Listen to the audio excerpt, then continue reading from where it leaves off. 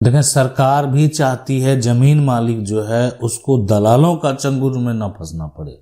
यानी अब ये जमीन मालिक है, अब जमीन मालिक को रसीद कटाना जमीन का, ये आप जो रसीद देख रहे हैं, ये रसीद कटाने के लिए बीच में अगर बात करें तो वो दलालों के चंगुल में फंस जाते थे।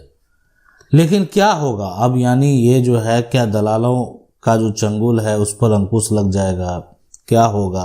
तो इस बात को समझे। सबसे पहले अगर देखा जाए तो यानी लोग जमीन खरीदते थे, जमीन की रजिस्ट्री होती थी, लेकिन रजिस्ट्री होने के बाद भी ये जमीन के मान लेते हैं रजिस्ट्री का कागजात है, इसको लेकर जमीन का मालिक भटकता था।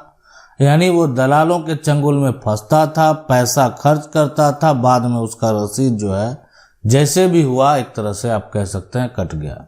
सरकार भी चाहती है कि लोग जो है ना दलालों के जो चंगुल हैं उसमें ना फंसे, सिस्टम भी उसी ऊपर काम करती है।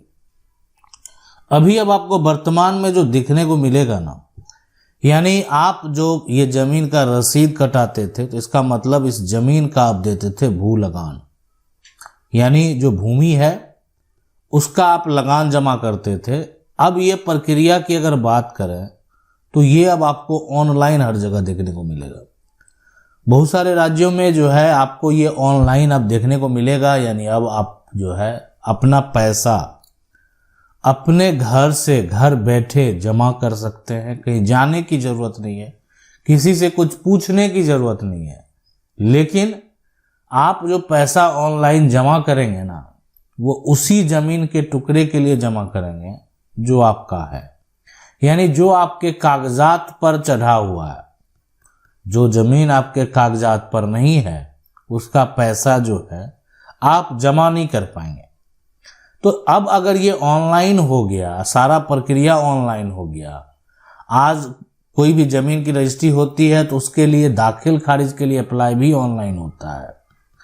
विक्रेता अगर आपका सही है, किसी प्रकार का उसमें त्रुटि नहीं है, तो सारा जो सुधार है वो ऑनलाइन हो जाता है। लेकिन अगर मान लेते हैं विक्रेता में किसी प्रकार की कोई त्रुटि है, ठीक है, विक्रेता का मान लेते हैं विवाद चल रहा है, विक्रेता का हिस्सा नहीं था, या विक्रेता अपना हिस्सा बेचा है, जमीन दादा के नाम से है, तमाम समस्याएं जो है वो आपको देखने को मिलेंगे। लेकिन अगर विक्रेता के नाम से जमीन है, विक्रेता के नाम से जमीन का पहले रसीद है, यानी इस कहने का मतलब है कि विक्रेता जो है, इस बात को आप समझ लें, विक्रेता के नाम जो है जमीन है और विक्रेता के नाम से जमीन रसीद भी है, जमीन रसीद भी है, यानी लगान विक्रेता जमा करता था। रजिस्ट्री आप करवाएंगे ऑनलाइन, सारा काम आपका सही तरीके से हो जाएगा। यानी आपके नाम से भी जमीन का रसीद कटाने के लिए किसी दलाल का चंगुल में आपको फंसने की जरूरत नहीं है, इससे आप बच जाएंगे। और नहीं तो फिर अगर दलालों के चंगुल में फंसे तो फिर आप अपना पैसा बर्बाद करेंगे। अगर गलत तरीके से कोई कार्य किया गया, हो सकता है आपको कोई फर्जी कागजात बनाकर अगर दे दे तो आपका वो कागजात जो है वो मान्य भी नहीं रहेगा। तो जो भी होगा प्रक्रिया से अगर होता है तो आपको कोई बड़ा समस्या नहीं होगा। देखें यहाँ पर जो नियम है, अब देखिए सरकार का जो काम होता है कि अगर आपके पास जो भी ज़मीन है, आप कहीं ज़मीन को खरीदे हैं, आप कहीं मकान को खरीदे हैं, या आप कहीं दुकान को खरीदे हैं, तो सरकार जो है आपसे टैक्स वसूलेगी। तो जो टैक्स वसूलेगी यानी उसी को आप बोलते हैं कि आप सरकार को लगान दे रहे हैं, आप सरकार को यहाँ पर जो है राजस्व दे रहे हैं, ठीक है, राजस्व दे रहे हैं। तो आप जो दे रहे हैं सरकार को, तो सरकार आपको क्या देती है, उसका एक स्लिप देती है, जिसको आप क्या बोल रहे हैं, रसीद है वो। यानी आप जो सरकार को राजस्व दे रहे हैं उसका एक रसीद आपको मिल गया। अब उस रसीद से साबित ये होता है कि नहीं, आप अगर सरकार को दे रहे हैं, आपके पास जमीन का कागजात होगा, आपके पास प्रॉपर्टी जो जिसका आप लगान दे रहे हैं उसका डॉक्यूमेंट होगा, तभी तो आप दे रहे हैं। नहीं तो आप क्यों देते? एक बड़ा सवाल है। आप क्यों देते उसको? अगर आपकी ये जमीन नहीं होती तो आप लगान कैसे जमा करते, राजस्व कैसे जमा करते? तो कहीं ना कहीं जमीन का रसीद देखकर यह अनुमान लगाया जाता है कि ये जमीन का मालिक कौन है। लेकिन अब है कि ऐसा भी हुआ है कि जमीन रसीद देखने के बाद भी जमीन का मालिक कोई और है। अब ये कब हुआ? सुप्रीम कोर्ट ने जो एक बड़ा ऐतिहासिक फैसला दिया वो इसी को लेकर दिया है कि जो जमीन रसीद है अगर कोई गलत तरीके से तैयार करवा लिया, यानी ये जमीन का रसीद है, ये जमीन है, अगर इस जमीन का रसीद कोई गलत तरीके से तैयार करवा लिया या किसी के पास जमीन है, जमीन का रसीद है, लेकिन ऐसा कागजात नहीं है जिससे वो साबित कर सके कि ये प्रॉपर्टी, ये जमीन उसके पास कैसे आया।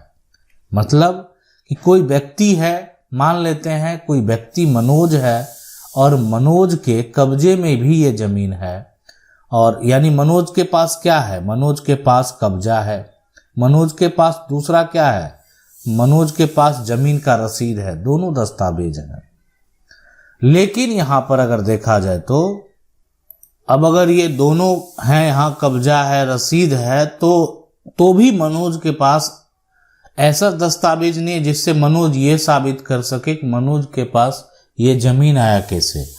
मनोज प्रूफ नहीं कर सकता, साबित नहीं कर सकता कि ये जमीन उसको कैसे प्राप्त हुआ। तो क्या करेगा मनोज?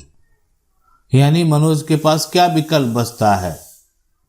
तो मनोज के पास तो यही विकल्प बचता है कि अगर मामला कोर्ट में गया तो मनोज को जमीन वापस करनी पड़ेगी, इसलिए कि इस जमीन का मालिक कोई और है और मालिक वही कहलाएगा जिसके पास जमीन का कागजात होगा। तो इसीलिए जब सुप्रीम कोर्ट का फैसला आता है, बड़ा ऐतिहासिक फैसला आता है, इसके पहले बहुत सारे ऐसे फैसले हैं जो कि अलग अलग फैसले हैं, वो भी हम आपको बताएंगे।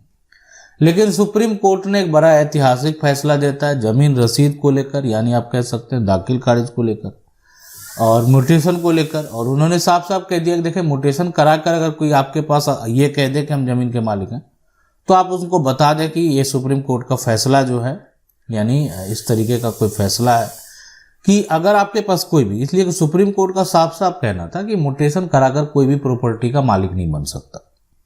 मालिक बनने के लिए आपके पास रजिस्टर्ड प्रॉपर्टी के डॉक्यूमेंट होने चाहिए।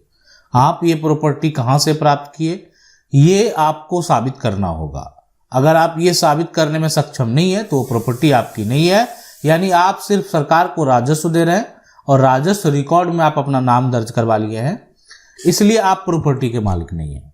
यानी जमीन मालिक जो है कोई भी जमीन का रसीद कटाकर नहीं बन सकता है।